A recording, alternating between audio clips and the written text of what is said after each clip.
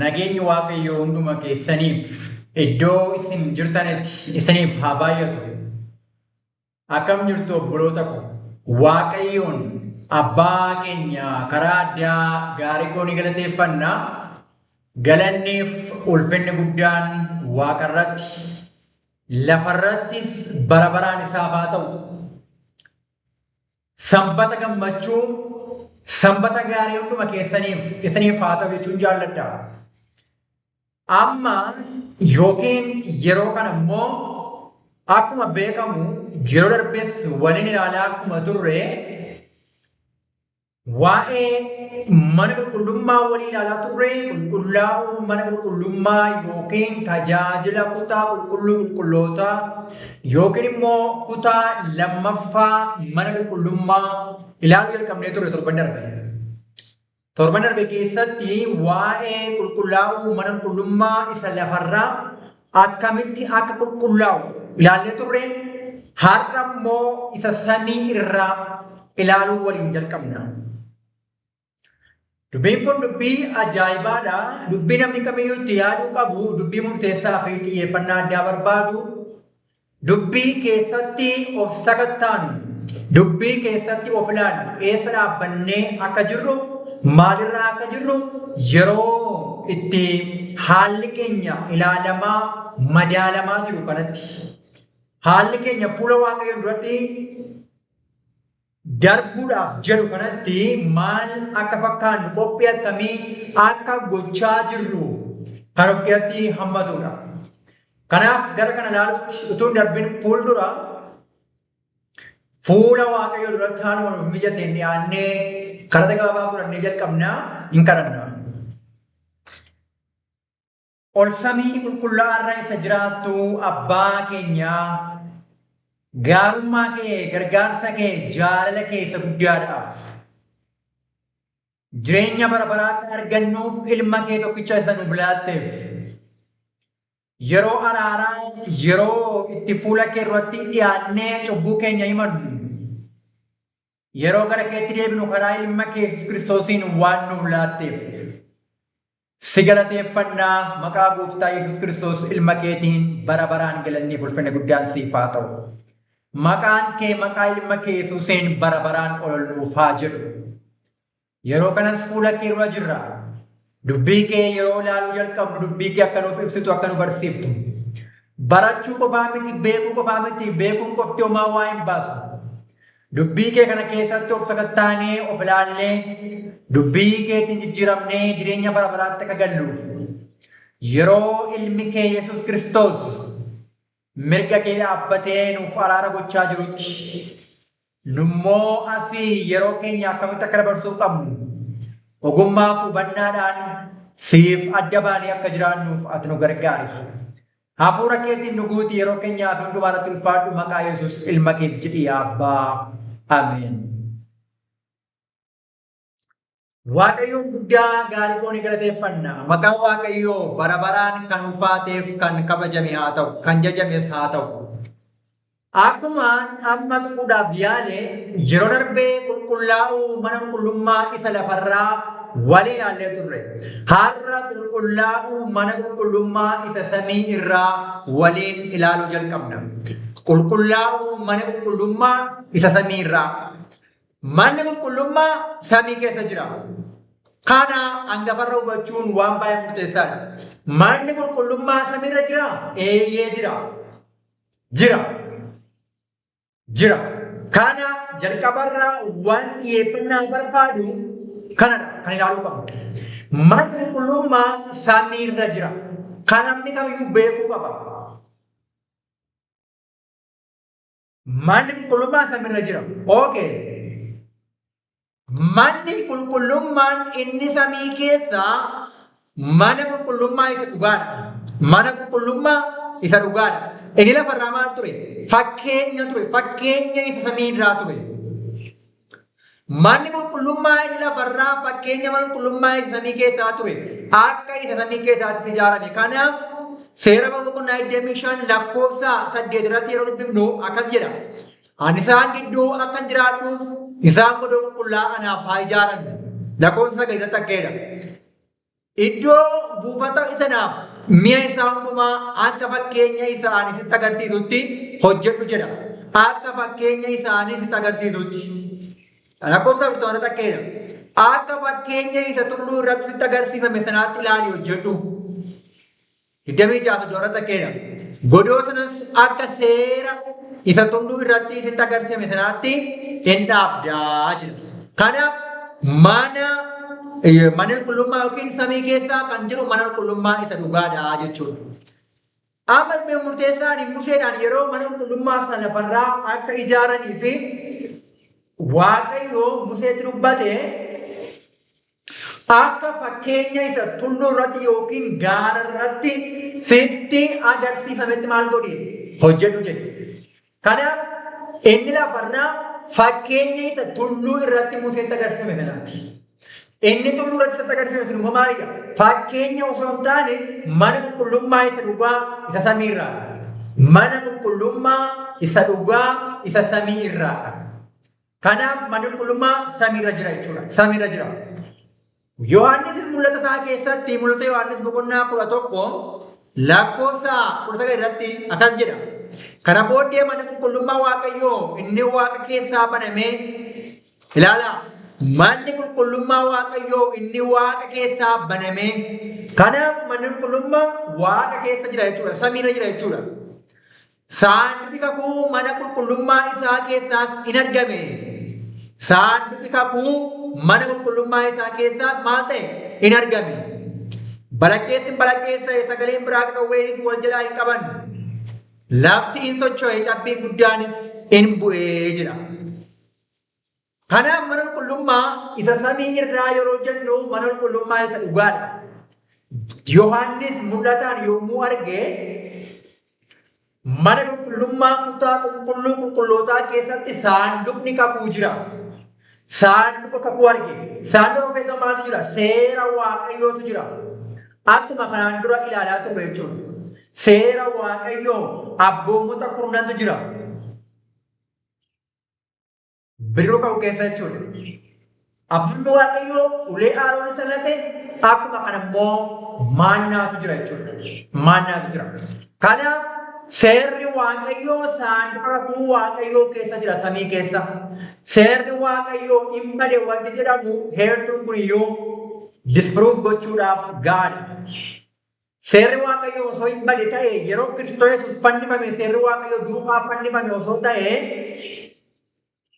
Yohaannis mul'ataanii waan kana saanduqa Waaqayyoo samiitti hin argu ture. Kanaaf Yesuus mana qulqullummaa samii keessaa akka tajaajilu agarra.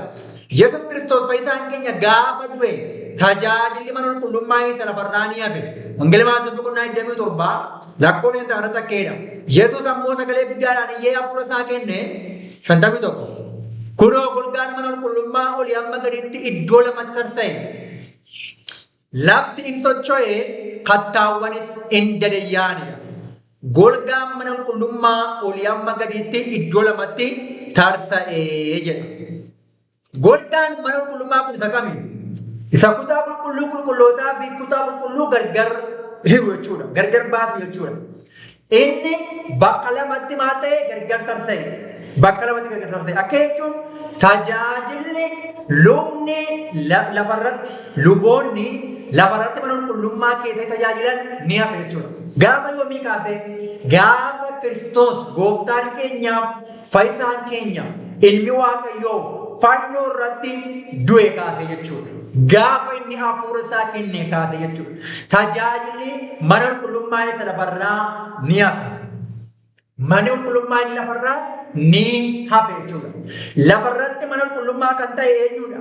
Warra Kiristoos hafuura isaatiin isaan keessa jiraatu warra hundee raajotaaf ergamootaa irratti ijaaramanidha.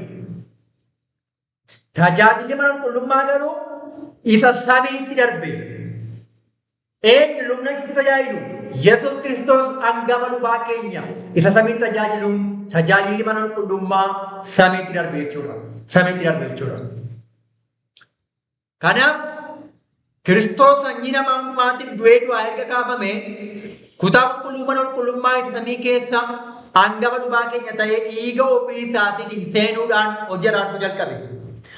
Manni qulqullummaa inni lafarraa tajaajilli isaanii hafe manni qulqullummaa inni samiirraa Kiristoos dhiiga ofii isaatii isa dhangala'e sanaan hangafa dhugaa keenya ta'ee samiitti darbe jechuudha.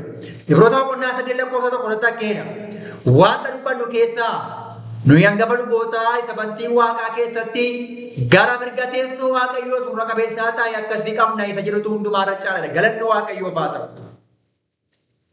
Wanta dubbannu keessaa hundaarra kan caalu kan nuti qabnu Kiristoos hangafa lubaa keenya ta'ee gara mirga teessoo waaqayyoo achitti ol ba'uusaa.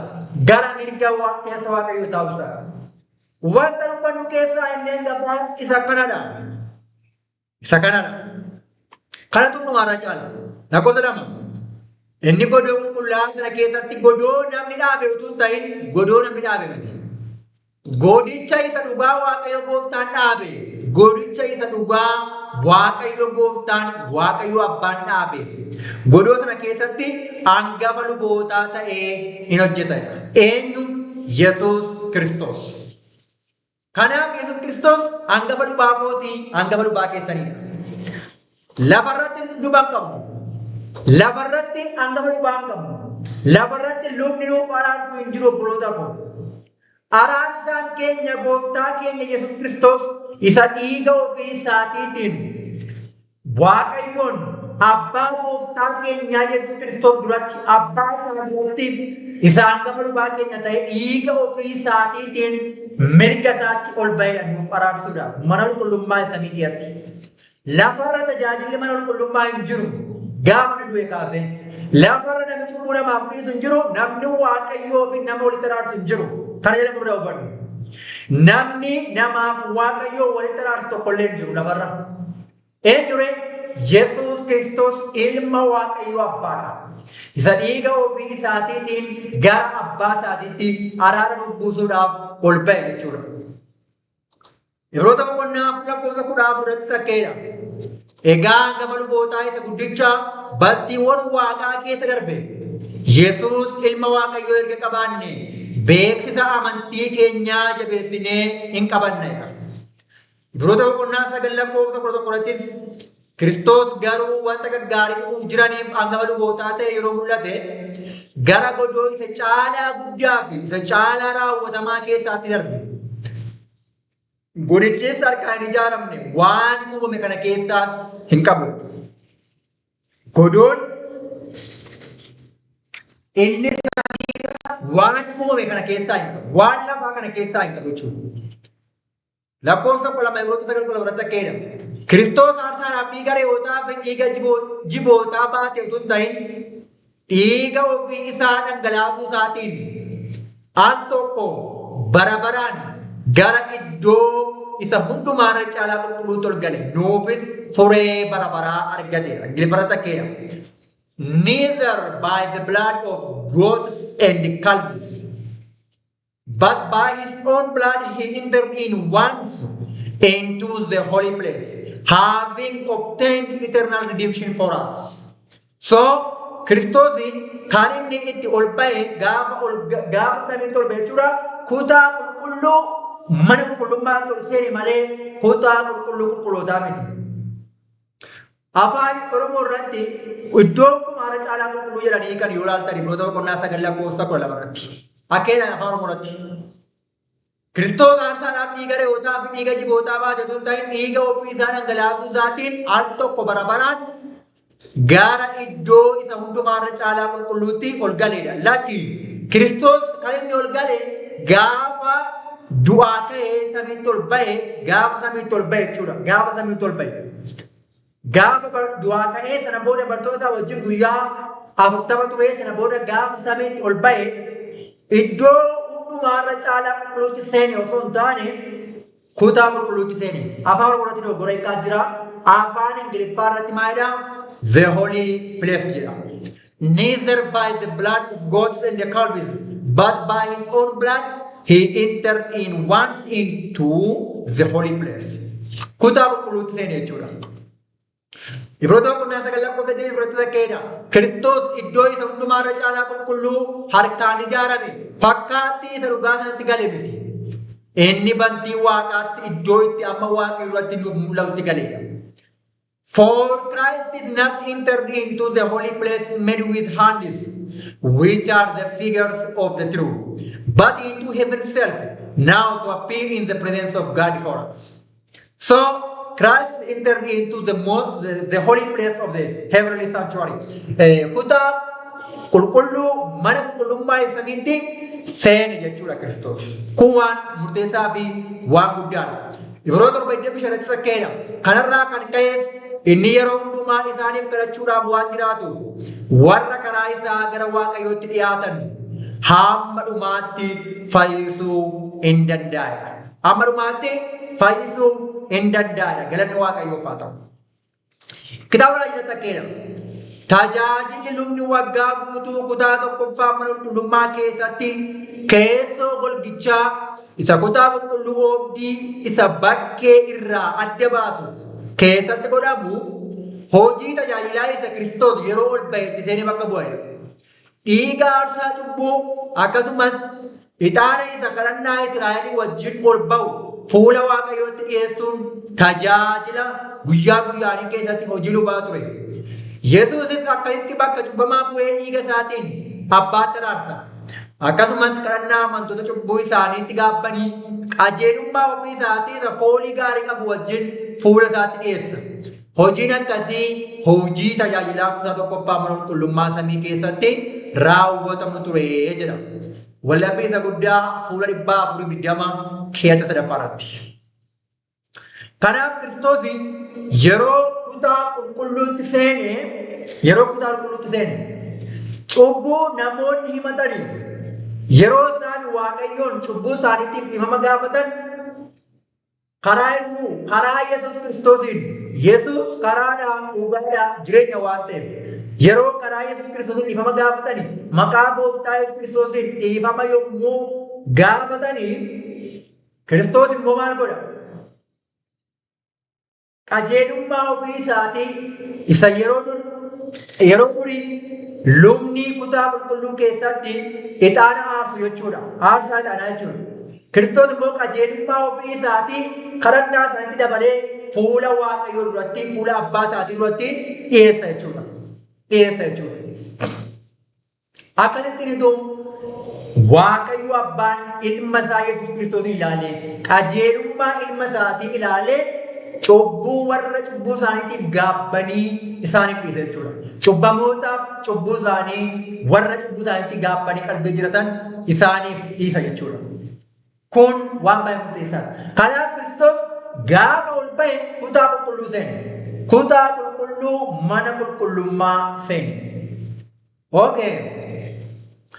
Amma yeroo namni cubbamaan amantiidhaan cubbuu himatee qalbii jijjiirratu akkuma mana qulqullummaa isa lafarraa keessatti cubbuun sun karaa dhiiga horii aarsaadhaaf dhiyaatee gara mana qulqullummaatti darbu akkasuma cubbuun nama qalbii jijjiirratee Yesuus Kiristoos irra kaa'amuudhaan gara mana qulqullummaatti darba. Lammaffaa Qorontos boqonnaa 5:21 takkeedha. Isa cubbuu tokkollee hin qabne nuyi karaa isaa qajeelina Waaqayyoo akka argannutti nuuf jedhee cubbuu isa godheera. Cubbamaa irratti cubbuu isa godheera. Isaayyaas boqonnaa 53 takkeedha. Nuyi hundumti keenya akka hoolotaa karaarraa bannee turre. Adduma addaanis karaa hin gorre. Waaqayyo garuu yakka hunduma keenyaa isarra hin kaa'ee jedha. Kanaaf namni tokko gaafa cubbuu isaatti qalbii jijjiirratu waan kana adda baafnee sirriitti hubachuu qabna. Namni tokko mana qulqullummaa lafarraa tajaajila qulqullummaa lafarraa keessatti gaafa cubbuu himatu horii aarsaadhaaf dhiyaatte sababa cubbuutiif dhiyaatte irraa harka isaa kaa'eetu cubbuu isaa himatee cubbuun nama sanaa gara horiitti darba. Horiin sun gorraamuudhaan dhiigni horii sanaa gara kutaa qulqulluu mana qulqullummaatti dhaqee facaafama. Akkuma kana nuuf immoo aarsaa ta'ee kan dhiyaate hoolaan Waaqayyoo eenyudha? Yesuus Kiristoosidha. Gaafa namni tokko karaa Yesuus Kiristoosiin fayyisaa dhuunfaa isaa godhee amanee fudhatee ilma Waaqayyoo ta'uu isaa amanee jechuudha. Fayyisaa dhuunfaa isaa godhee gaafa amanee fudhate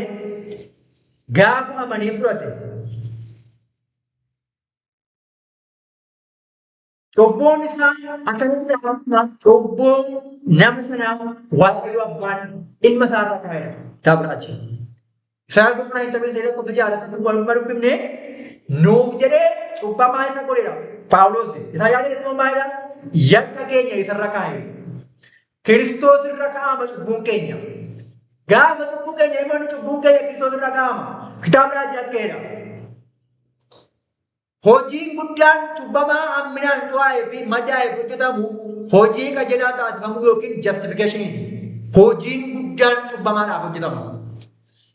Inni isa dhugaa dubbatuun qajeelaa jedhamee labsama. Eenyuun Waaqayyoo Abbaadhaan. Gooftaan nama amanuuf qajeelummaa Kiristoosiin lakkaa'ee hawaa yookiin yuunivarsiitii irratti qajeelaadha jedhee beeksisa. Inni cubbuu namichaa gara Yesuus isa bakka bu'aa cubbamaa ta'ee dhaabbatu riipireezentaatiivii isaa jechuudha. Isa bakka bu'aa cubbamaa ta'ee dhaabbatu samii keessa abbaa dura isa cubbamaa bakka bu'ee dhaabbatu jechuudha. Isa bakka bu'aa cubbamaa ta'ee du'e riipireezentaatiif ende sabistitiyuuti riipireezentaatiif jechuudha.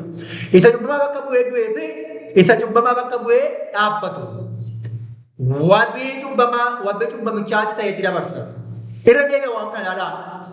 Inni Waaqayyo Abbaan cubbuu namicha qalbii jiraate sanaa gara Yesuus isa bakka bu'aa cubbamaa ta'ee dhaabbatuu fi akkuma kana isa bakka bu'aa cubbamaa ta'ee du'e wabii cubbamichaa ta'etti cubbuu cubbamaa sanaa Waaqayyo Abbaan Yesuus Kiristoositti dabarsa jechuudha.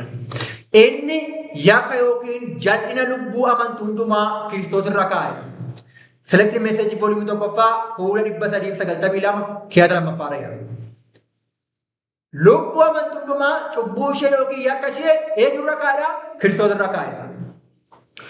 Akkuma bara duriitti cubbuun namootaa amantiidhaan aarsaa cubbuuf dhiyaatu irra kaa'ame karaa dhiiga isaatii fakkeenyaan gara mana qulqullummaa isa lafarraatti darbe.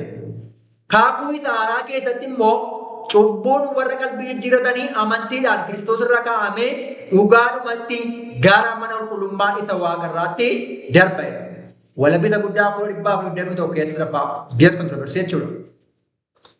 Kanaaf namni tokko yeroo qalbii jijjiiratu gaafa cubbuu isaa himate qalbii jijjiiratu amantiidhaan waan amaneef Waaqayyo Abbaan ilma isaa Yesuus Kiristoos ilaalee cubbuu koo anaaf dhiiseera jedhee gaafa namni tokko malee amanu amantiidhaan cubbuun isaa irra kaa'ama Kiristoos irra kaa'ama. Akkasittiin karaa Kiristoosiin gara mana qulqullummaatti darba jechuudha.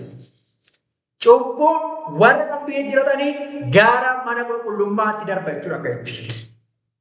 Hubadhaa kun mata dureen walii ilaalaa jiru qulqullaa'uu mana qulqullummaadha.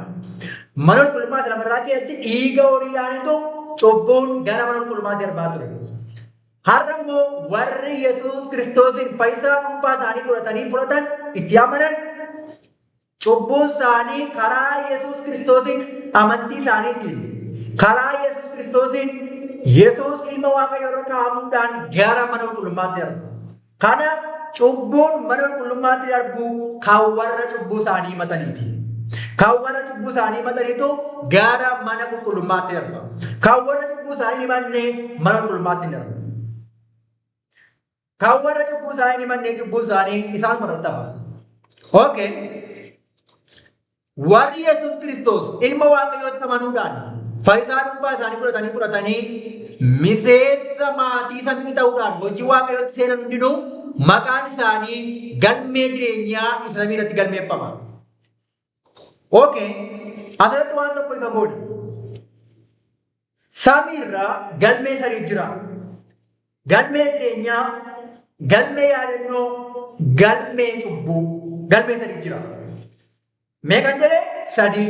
Tokko galmee jireenyaa, lama galmee yaadannoo yookiin galmee seenaa, inni sadaffaan galmee cubbuudha. Namni tokko gaafa qalbii jijjiirate yeroo jalqabaatiif jechuudha. Yeroo jalqabaatiif namni waaqayyoon hin beekne, namni Yesuus Kiristoos turmaayyuu hin beekne gaafa Yesuus Kiristoos ilma waaqayyootti amanee faayisaa dhuunfaa isaa godhee fudhatee gaafa amanee gaafa hojii waaqayyootti seenee yeroo sana maqaan isaa galmee jireenyaa irratti barreeffama. Galmee jireenyaa irratti caafama. Akkas jedha sagalee waaqayyoo. Wangeela Luqaas boqonnaa 4:3 haa ta'u malee afur namoonni isiniif abboomuu isaaniitti hin gammadinaa. Maqaan keessan waaqa irratti waan caafameef guddisaa gammadaa malee isaanii jedhe. Hojii waaqayyootti gaafa namni tokko seenu yeroo jalqabaatti fi maqaan isaa galmee jireenya irratti caafama. Yeroo jalqabaatti waan isa tokko ta'uu danda'u. Filippisiis boqonnaa 4:1 takkeedha. Atis yaa amanamaa Maariyaakoo dubartoota kana akka gargaartu sin kadhadhaa. Isaan kun Kilemenes warri kaan hojii irratti hidhata koo warri ta'an warri jireenya argachuudhaaf maqaan isaanii macaafa jireenyaa keessatti caafame dorgommee hojii wangeelaatti anaa wajjin dhama'aa turanidha. Warri jireenya argachuudhaaf maqaan isaanii macaafa jireenyaa keessatti caafame. Daani'el boqonnaa 12:1 yommus inni anatti dubbachaa ture yeroo sanatti Mikaa'el ergamaa inni guddichi ijoollee saba keef dhaabbatu hin ka'a. Yeroo rakkinaas hin ta'a sanyii rakkichaas erga sabni jiraachuutti kee jalqabee hamma bara sanaatti argamee kan hin beekne ta'a. Sabni kee warri maqaan isaanii macaafa keessatti caafame garuu addumaddaan isa jalaa hin ba'uudha. Mul'ata Yohaannis boqonnaa 3:5 nama moo'utti akkasuma uffata adiitu uwwifama. Ani maqaa isaa macaafa jireenyaa isa warra jireenyaa argachuuf jiran keessatti caafaman keessaa hin balleessu. Abbaa koo duratti ergamoota isaa durattis maqaa isaa waamee kan koo ta'uu isaa nan beeksiseera. Kanaaf namni tokko gaafa qalbii jijjiirratee gaafa amantiidhaan fayyu maqaan isaa galmee jireenyaa irratti caafama. Samii irratti. Maqaan galmee jireenyaa irratti caafamu waan gahaa miti. Waan gahaa miti. Galmee jireenyaa irraa haqamu hin jira. Galmee jireenyaa irraa haqamu hin jira. Maaliif mul'ata Yohaannis boqonnaa 3:5 akka waan dubbifne isa moo'u sana jedhe. Maqaa isaa galmee jireenyaa irraa maaliif godhu? Hin hafu hin xara gochuu isaati. Maqaa isaa galmee jireenyaa irraa hin hafu. Isa moone garuu maqaa isaa galmee jireenyaa irraa maal godha jechuudha? Nan haqa jechuudha. Mul'ata Yohaannis boqonnaa 21 takkeedha. Macaafa hoolichaa isa warra jireenyaa argachuuf jiran keessatti caafaman sana keessatti warra argaman duwwaa malee wanti xuraa'aan tokkollee warri wanta ciiggaa isaa yookiin wanta sobaa hojjetan tokkollee achitti hin galanidha. Kanaaf obboloota koo wanti guddaa murteessaanii maqaan keenya galmee jireenyaa ta'edha. Galanni Waaqayyoof haa ta'u. Dubbii irratti yaadaa. Namni Yesuus Kiristoos ilma Waaqayyoo ta'uu isaa amanee amanuu isaatiinis cubbuun isaa isaaf dhiifamee faayidaa dhuunfaa isaa godhee waan fudhateef cubbuun isaa isaaf dhiifamee fuula yuunivarsiitii kanaa duratti Waaqayyoo abbaan qajeelaadha jedhee isa labse akka waan inni cubbuun hojjenneetti isa lakkaa'e qajeelummaa ilma isaatiitiin cubbamaa qalbii jiraatiin lakkaa'e maqaan isaa galmee jireenyaa irratti caafameera. Galmee jireenyaa irratti maqaan isaa caafameera. Galmee jireenyaa, macaafa jireenyaa warra jireenya bara argatan jechuudha kun. Garuu sun gahaa miti. Amantiidhaan fayyuudha. Galmee jireenyaa caafamuun amantiidhaan fayyuudha. Sana booda maaltu jira? Waanjoo Kiristoosiin keessa seenanii deemuutu jira. Fannoo ofii baatanii deemuutu jira. Aarsaa Kiristoosii wajjin deemuun gaafatu. Gatii bartummaan gaafatu kaffaluutu jira. Har'a namoonni baay'een amantiidhaan fayyineerra jiru. Amantiidhaan fayyineerra homaan barbaachisu jiru. Ayyaana ol kaasanii seera Waaqayyoo iddoodhaa balleessu. Dubbiin guddaan garuu ayyaana Waaqayyoodhaan amantiidhaan fayyinaa kun dubbii dhibba dhugaa ta'edha. Sana booda garuu waanjoo Kiristoosiin baannee waanjoo keessa gallee Kiristoosii wajjin deemuu qabna. Aarsaa akkuma inni ofii isaa ganee akkuma inni gad of deebisee jireenya lafaa kanaatti homaa tokkollee utuu hin argatin waan hundumaa miidhama hundumaa gammachuudhaan fudhatee gammachuu fuula isaa dura jiru ilaalee dhiphinaaf qorumsa hundumaa obsaan danda'e nullee dhiphinaaf qorumsa hundumaa maal gochuudha obsaan danda'udha jechuudha. Qorumsi irraa ka'eera dhiphinni hin jiru ati fayyadee waan ta'eef homaa tokko rakkinni qorumsi hin jiru jechuun sun goyoomsaa seexanaati. Goyoomsaa seexanaati. Kanaaf galmee jireenyaatti barreeffamuu jechuun maqaan keenya galmee jireenyaa irratti caafamuu jechuun obboloota koo dubbii murteessaa maalidha? Amantiidhaan fayyuudha. Sana booda galmee nama ta'a. Galmee nama ta'a. Galmee jireenyaa ilaalleeta. Erga miseensa maatii samii ta'aniin booda galmee jireenyaa irratti caafamuun miseensa maatii samii ta'uudha. Hojiin isaanii ni gaggaariin kan isaan waaqayyoof amanamuudhaaf godhan. Dirqamni isaan lubbuun akka fayyuuf ba'anii fi hojiin isaanii inni gaariin hundinuu galmee yaadannoo yookiin galmee seenaa irratti yeroo hunda galmaa'a. Kanaaf galmee meeqa jiran jedhe qabara galmee sadiin jedhe. Macaan qulqulluun galmee sadii maqaadha. Galmee jireenyaa, galmee yaadannoo yookiin seenaa fi galmee cubbuudha. Namni tokko galmee jireenyaa irratti erga caafameen booda maqaan isaa amantiidhaan erga fayyeen booda jechuudha. Hojii inni Kiristoosii hojjetu keessatti lubbuudhaaf dhimmee lubbuun akka fayyuuf dhimmee hojii hojjetu keessatti warra dhaban gargaaruu, warra fufsiisan gargaaruu, walumaa gala hojii Kiristoosiif hojii Kiristoos barbaadu hundumaa warra hojjetanii hojii fuula Waaqayyoo duratti gaarii ta'e warri godhan hojii isaanii inni gaggaariin sun galmee yaadannoo yookiin galmee seenaa irratti caafama. Kanaaf galmee jireenyaa maqaa warra jireenya barbaraa argatanii warra amantiidhaan fayyanii yeroo irratti caafamu galmee seenaa yookiin galmee jireenya yaadannoo irratti immoo maal caafamu obboloota ko hojii gaarii namni fayyee hojjetudha. Hojii gaarii namni fayyee hojjetu galmee yaadannoo yookiin galmee seenaa irratti caafama jechuudha. Macaan qulqulluu rakkeedha. Milkiyaas boqonnaa 3:16 amma immoo warri Waaqayyoon sodaatan walii wajjin utuu dubbatanii Waaqayyo isaan dhaggeeffate waan isaan dubbatan hin dhagaye. Macaafni seenaa waa'ee warra isa sodaatanii fi warra maqaa isaatiif ulfina kennanii fuula isaa irratti maal ta'edha? Caafameera jedha. Macaafa seenaa irratti maaltu caafama jechuudha? Macaafa seenaa maaltu caafama? Waa'ee warra sodaatanii, warra maqaa isaatiif ulfina kennanii, warra fuula isaa irratti yeroo hundumaa ulfina isaatiif jiraatanii macaafa seenaa irratti maal ta'a? Caafama. Kanaaf mul'ata Yohaannis boqonnaa 14:1 maalidha? Yeroo firdii isaa waan ta'eef Waaqayyoon sodaadhaa ulfinas kennaafi isa Waaqa lafa galaana boqota bishaanii maal godhaa? Sagadaa. Kanaaf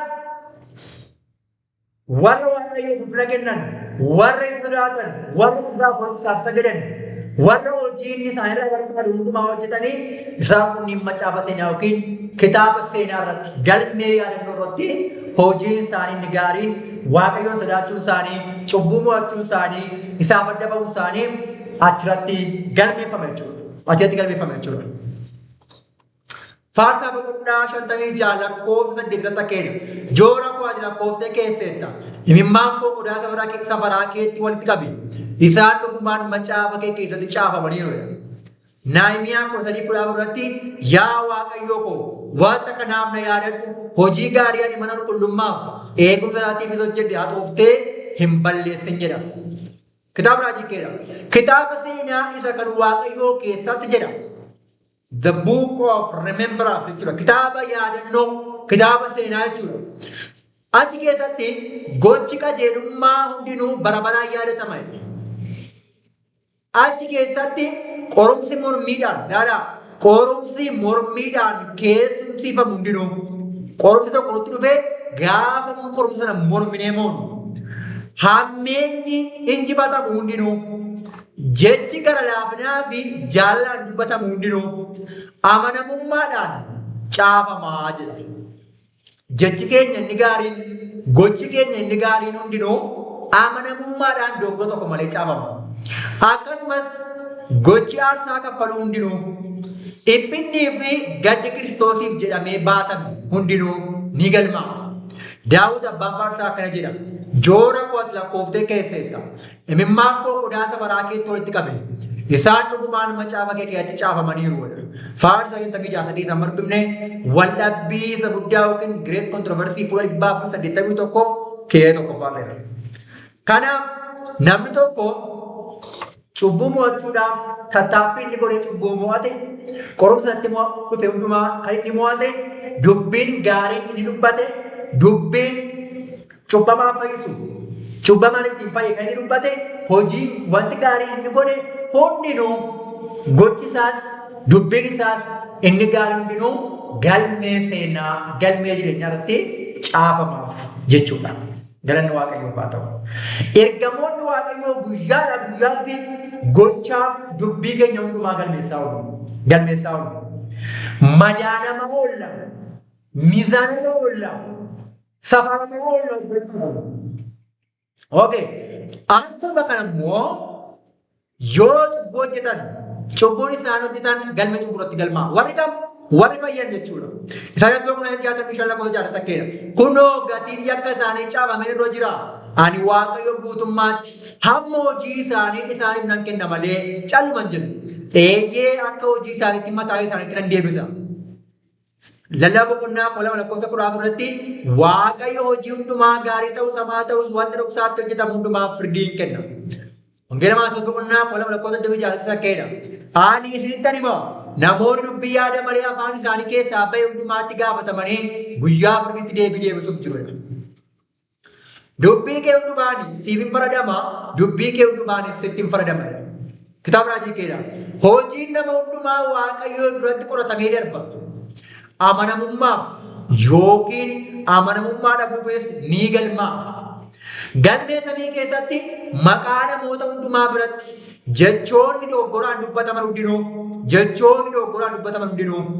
gochaan ofittummaadhaan godhaman hundinuu every selfish act gochaan ofittummaadhaan godhaman hundinuu dirqamni hin raawwataminaaf hundinuu fi cubbuun dhokataan hundinuu fakkeessaa ogummaadhaan qophaa'e hundumaa wajjin dogoggora tokko malee ni galmeeffamu. Akeekkachiifni yookiis ifati samii tuffataman yeroowwan hojii malee qisaasaa yookiin badan carraawwan hin fooyyeffamin hafan dhiibbaan gaarummaadhaafis ta'e hammeenyaaf taasifaman hundinuu bu'aa isaanii isa fagoo ga'u hundumaa wajjin tartiiba isaa eeggatee ergamaa isa barreessuun ni barreeffama. Waan baay'ee nama yaachisuu fi waan baay'ee xiyyeeffannaa addaa barbaadudha. Yaa obboloota ko namni tokko amanee fayyada jira taanaan madaallii keessa oola. Erga fayyee maqaan isaa galmee jireenyaa caama jenneerraa hojiin gaariin inni guyyaa guyyaatti godhu dubbiin gaariin inni guyyaa guyyaatti dubbatu namoonni akka isaan fayyaniif dukkana keessaa gara ifaatti akka isaan dhufaniif aadaa inni kaffalu hundinuu cubbuu inni immoo hundinuu qormaan inni immoo hundinuu galmee yaadota barreeffamaaf. Galmee cubbuu irratti immoo erga eeggachiisaa gara keenya dhufee Waaqayyo hojii nutti kennee hojii sana hojjechuu yoo dinne akeekkachiisatti dhufee akeekkachiisa sana yoo tuffanne yeroo keenya yoo balleessine qabeenya Waaqa nutti kenne ulfooda ulfina isaatiif itti dhimma ba'u salphina isaatiif yoo itti dhimma baane maqaa namaa yoo balleessine waan namaa yoo dubbanne waan namaa yoo goone walumaa gala cubbuu yoo raawwanne galmee cubbuu irratti galmeeffama. Amma gaafa cubbuu sanaaf qalbii jijjiirrannutti cubbuun sun nurratti hafa. Fuula Waaqayyoo duratti galmaa'ee ta'a cubbuun sun nurratti hafa. Cubbuun sun mana qulqullumaatti hin darbu. Amma qalbii jijjiirrata jettee. Okay. Namni amantiidhaan fayyee deebi'ee beekaa cubbuu hojjechuu hin qabu. Kun waan beekamaadha. Ilaalaa. Namni amantiidhaan fayyee deebi'ee cubbuu hojjechuu hin qabu jechuun beekaa cubbuu hojjechuu qabu jechuudha jechuun utuu hin beekne miti. Utuu hin beekin cubbuu hojjechuu hin danda'a hin beeku waan ta'eef hin beeku ba'a. Ifni isaaf hin baane taanaan wanti tokko cubbuu ta'uu isaa isaaf hin galle taanaan cubbuun sun irratti lakkaa'amu. Cubbuun sun maaliif ta'u hin lakkaa'amu? Bakka seerri jiretti cubbuun lakkaa'amu waan ta'eef. Bakka ifni jiretti cubbuun lakkaa'amu. Garuu cubbuun tokko cubbuu ta'uu isaa utuu beeku yoo hojjete sun waan hamaadha. Sun waaqayyoon arrabsuudha jedhe. Seera lakkoofsaa keessatti. Seera lakkoofsaa boqonnaa qoshee yeroo dhufu. Waaqayyoon tuffachuudha. Waaqayyoon dheekkamuudha kun. Utuu beekanii hojjechuun. Kanaaf namni fayye tokko beekaa cubbuu hojjechuun qaba. Beekaa cubbuu hojjechuun qaba. Yeroo hundumaa kadhachuu qaba. Yeroo hundumaa qorachuu qaba. Cubbuu hojjechuu hin qabu beekaa. Gaafa sagalee waaqayyoo dubbataa deemu, kadhachaa deemu, hafuurri waaqayyoo ammallee wanti inni utuu hin beekin godhaa jiru tokko cubbuu ta'uu isaa gaafa itti mul'isu cubbuu isaa himachuu qaba. Qalbii jirachuu qaba. Guyyaa dhagaa guyyaatti jechuudha. Guyyaa dhagaa guyyaatti guddachaa, amala isaa mo'achaa, waan gochaan, dubbiidhaan, amaleeffate cubbuu amalatti ta'e gaafa sagalee waaqayyootiin, dubbii waaqayyootiin isaaf ifu itti adda ba'aa deemuu danda'u qaba. Kanaaf kanaan ala beekaa cubbuu hojjechuun qabu. Mana qulqullummaa lafarraa keessatti cubbuu utuu hin beekin godhametu yommuu warri saba waaqayyoo ta'an cubbuu sana beekanii himatan karaa dhiiga horii gara mana qulqullummaatti darbee guyyaa araaraatti araara godhama ture. Seera Lewwotaa boqonnaa 4 yeroo dubbifnu yoo guutummaa sana dhuftan cubbuu utuu hin beekin godhameedha hundisaa kan qalbiitti jira turan. Maal jechuudha? Namni tokko utuu hin beekin yoo cubbuu hojjete wallaalummaadhaan yoo cubbuu hojjete cubbuun sun gaafa cubbuu ta'etti beeksifamu horii akkasii dhiyeessuudha. Horii akkasii dhiyeessuudha gadi cubbuu sana. Itti beeksifame gaafa cubbuun cubbuu ta'uu isaa baree jedhu wanti cubbuu ta'uu isaa baree jedhu cubbuu sanaaf gaafa qalbii jiraatu cubbuun isaa gara mana qulqullummaatti darba. Gara mana qulqullummaatti darba dhiiga horii jedhu. Har'allee erga fayyine osoo hin beekin wanti dhiigoomu jira. Gaafa wanti cubbuu ta'uu isaa sagalee waaqayyoo keessaa gaafa itti mul'atu hafuurri waaqaa gaafa hafuura keenyatti dhugaa ba'u gaafa itti himu qalbii jirachuu qaba. Gaafa qalbii jirannu cubbuun keenya Kiristoos irra kaa'amee gara mana qulqullummaa samiitti darba. Okay. Har'as namni amantiidhaan fayye tokko utuu hin beekin jechuun utuu hin bayiniif jechuudha. Yoo cubbuu hojjete wanti inni hojjete sun karaa hafuura waaqayyoo cubbuu ta'e yommuu itti beeksifamu namichi cubbuu sana himatee yoo qalbii jirate cubbuun isaa Kiristoos irra kaa'amee gara mana qulqullummaa samiitti darba. Erga Yohaannis boqonnaa 2 lakkoofsa 11 yaa ijoollee ko akka isin cubbuu hojjenneef kan isinii fancaafa. Namni tokkollee yoo cubbuu hojjete garuu nama nuuf dhaabbatu abbaa biraa qabna. Innis Yesuus Kiristoos isa qajeelaadha. Laala dubbiin kun dubbii hojjetaadha. Yaa ijoollee kun akka isin cubbuu hojjenneef kan isinii fancaafa. Kun cubbuutu beekanii hojjetanidha. Beekaa cubbuu hojjetinaa jechuudha. Akka isin cubbuu hojjenneef kan isinii fancaafa. Akka isin cubbuu hojjenneef beekaa cubbuu hojjetinaa. Haa ta'u garuu namni tokkollee yoo cubbuu hojjete utuu hin bayiniif jechuudha. Utuu hin bayiniif yoo hojjete nama nuuf dhaabbatu abbaa biraa qabna. Innis Yesuus Kiristoos isa qajeelaadha. Kanaaf gaafa utuu hin bayiniif gaafa cubbuu hojjetu namni tokko gaafa ifi bahee fi wanti inni godhe cubbuu ta'uu isaa itti mul'atu qalbii jirata. Nama nuuf dhaabbatu abbaattoo keenya Yesuus Kiristoos ilma waaqayyoo hangafa lubaa keenya samiirraa qabna. Kan nuuf araarsu jechuudha. Qalbii jirachuu dandeenya.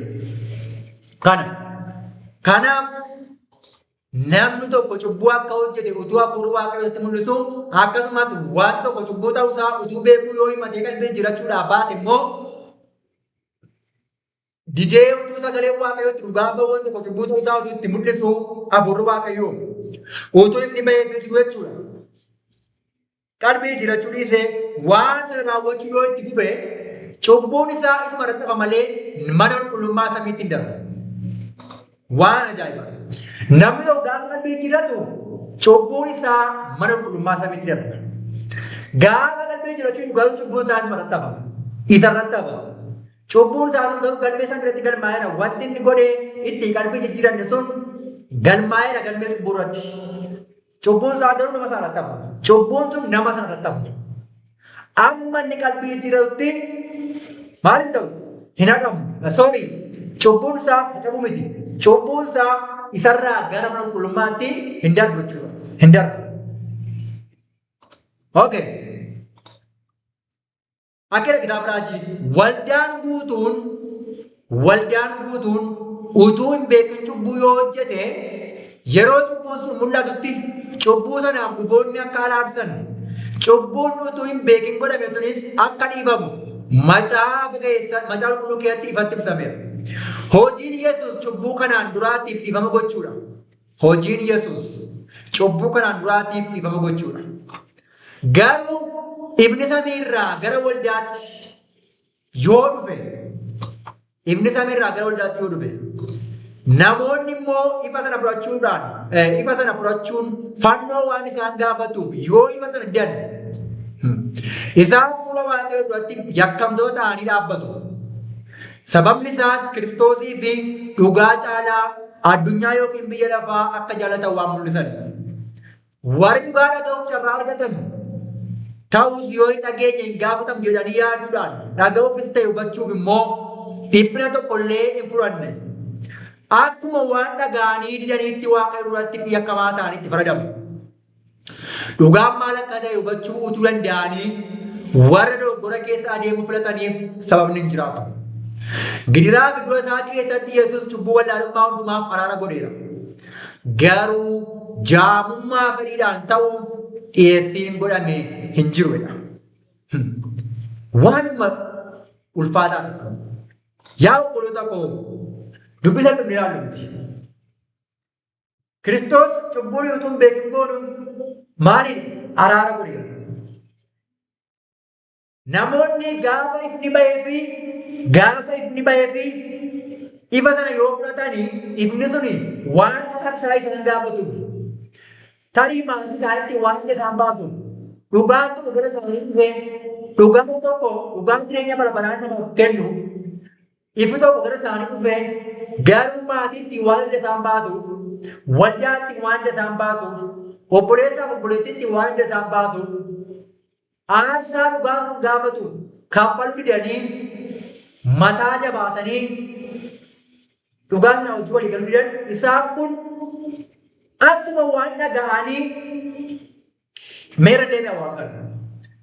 Dhugaan tokko gara keenya dhufeera yoo ta'e dhugaan kun dhugaa Kiristoos karaa fuula isaatii dubbii isaa keessaa gara keenyatti ergee. Dhugaa kana dhaga'uun barbaadu yoo ta'e namoonni kun waan har'a ta'aa jiru. Namoonni dhugaa kana dhaga'uun barbaadan maaliif? Yoo dhugaa kana dhaga'anii fudhatanii jiraatanii maatiitti adda bahu, firootatti adda bahu, waldaatti adda bahu, tokkummaa mana sagadaatti jechuudha. Waan baay'ee jira, ari'atamuu jira. Sodaa aarsaa kana dhugaa kana dhaga'uu dura yoo gurra duuchatan, yoo ija jaamsatan akka waan dhaga'anii itti jiraachuu didaniitti itti gaafatamu. Akka waan dhaga'anii itti jiraachuu didaniitti itti faradama. Waaqayyo duratti yakkamaa ta'anii ilaalamu. Yakkamaa ta'anii dhaabbatu. Waan baay'ee fudhatan. Eessa jirra? Review Herald, April 25, 1993, paragraph 10. Cubbuu warra cubbuu isaanii matanii qalbii jiratanii Kiristoos irra kaa'amuudhaan gara mana qulqullummaa samiiraatti darba.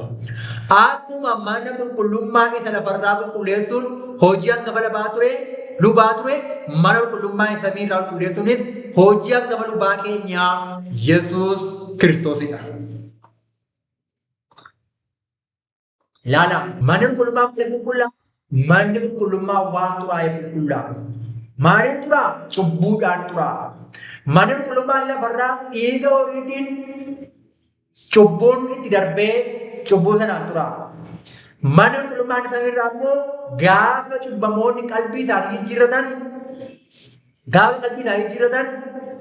cubbuun isaanii Kiristoos isa hoolaa Waaqayyoo ta'e isa gatii cubbuu keenyaa ta'e aarsaa dhiyaate isarra kaa'amuudhaan gara mana qulqullummaatti darba. Kanaaf gaafa cubbuu keenya himannu cubbuun keenya gara mana qulqullummaatti darba jechuudha. Cubbuun keenya gara mana qulqullummaa samiitti darba.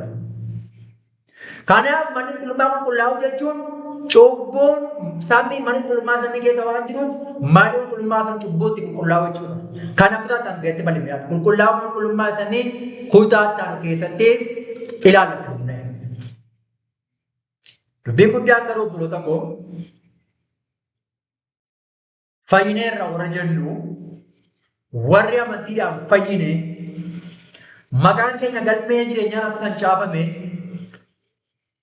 guyyaadhaa gara guyyaatti gochi keenya dubbiin keenya haalli keenya hundinuu madaalamaa oola yookiin jireenyaaf yookiin badiisaaf galmaa oola yookiin galmee xumuratti yookiin galmee jireenyaa irratti gochiif dubbiin keenya galmaa oola. Galmaa oola. Ifi nuuf bahee ifi gara keenya dhufee ifa nuuf dhufeef deebii ammam laachaa jirra. Amma ifa gara keenya dhufee fudhannee qalbii jirachaa jira cubbuu keenya himannee qalbii jirachaa jirra. Gaafa cubbuu keenya himannee qalbii jirannu ifa nuuf dhufeef iddoo dhaannu cubbuun keenya gara qulqullummaa samiitti darbaa jira jechuudha.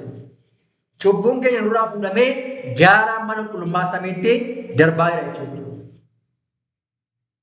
Kanaaf ifa nuuf bahe keessatti ammam ulfina Waaqayyoof jiraachaa jira. Yeroo keenya maalitti balleessaa jirra?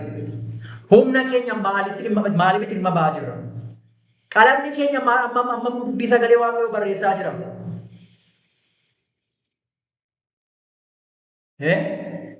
Bilbilli of harkaa qabnu ammam sagalee Waaqayyoo lallabuudhaaf, dubbifachuudhaaf, qo'achuudhaaf itti fayyadamaa jirra. Hin galmaaf hundumtuu. Maallaqni keenya ammam sagalee Waaqayyoo akka barannu obbolootaafis akka qoonnu warra akkatan akka gargaarru itti dhimma ba'aa jirra. Kun hunduu galmaa. Dubbii gaggaarii, dubbii cubbamaa gara Kiristoositti fidu, dubbii warra abdii qotan abdii jireenya muraasaanis kennu hammam dubbataa jira. Qorumsa guyyaadhaa gara guyyaatti gara keenya dhufu gargaarsa humna Yesuus Kiristoos Hafuura Qulqulluudhaan hammam mo'achaa jira. Gaaris ta'u hamaas ta'u galmaa'ee gochi keenya dubbiin keenya jireenyi keenya guyyaa guyyaatti galmaa'aa oola. Ofa sakattaanu ofaa qofa. Yeroon kun yeroo of sakattaa'uu qabnudha. Yeroon kun yeroo of laaluu qabnudha. Yeroon kun yeroo cubbuu keenyaaf boonuu qabnudha. Yeroon kun yeroo sagalee Waaqayyoo iddoo dhaannee sagalee Waaqayyoo irra geessan garaa keessan jabeessinaa jedha. Garaa keenya jabeessuu dhiibnee yerootti garaa keenya sagalee Waaqayyootiif bannee jireenya baraatiif qophaa'uudhaaf jireenya baraatti galuudhaaf cubbuun keenya galmee cubburatti akka namni boonu. Qulqullaa'u mana qulqullummaa samiirraa kutaa taanu keessatti bal'inaan keessa gadi gallee ammallee turreedha. Yoo cubbuu keenya qalbii jiranne cubbuun keenya nurraa ka'ee gara qulqullummaa samiitti darbaa. Yoo qalbii jirachuudhaaf baanni garuu nurratti hafa. Dhugaa dhageessanii dubbii sagalee Waaqayyoo dhageessanii fannoo dhugaan kun gaafatu baachuurra sagalee kanaaf iddoo laachuu dhiiftan taanaan iddoo laachuu dhiise taanaan baqannee ba'uu hin dandeenye. Sababa dhiyeessuu hin dandeenye. Waaqayyo nu gargaaru dubbii kanaaf of sakattaanee of qorree ofii keenyaallee bal'ifannee ilaallee jireenya baraataa galu Waaqayyo nu gargaaru. Cubbuu akka moonee jireenya baraatti galuuf inni nu gargaaru eebbifamaa Waaqayyo isin wajjin haa ta'u. Kadhata gabaabaa godhannee walitti qabnaa hin kadhanna. Yaa isa Waaqa irra jiraattu Waaqa tokkicha isa dhugaa si galateeffanna dubbii keessaa dhugaaf isa guddaa nutti dubbatteef. Maqaa Gooftaa Yesuus Kiristoos ilma keetiin galanni fi ulfinni guddaan siif haa ta'u. Maqaan kee bara baraan ol nuuf haa jedhu. Dubbiin amma dhageenya dubbii salphaa miti. Madaalamaa oolla. Ilaalamaa oolla. Gochiif dubbiin keenya hunduu galmaa'aa jira jedha sagaleen kee. Yeroo kana keessa dubbii keenya akka eeggannu, gocha keenya akka eeggannu, hafuurri keenya hafuura kee qofaa wajjin akka walii galuuf maqaa Gooftaa Yesuusiin ati nu dandeessi, ati nu gargaari. Dubbii kanaan mallattoomnee jireenya baraatiin qophoofnu nu gargaari. Fedhii kee nuuf haa ta'u abbaa koo. Maqaa ilma kee Yesuus Kiristoosiif jedhii. Ameen.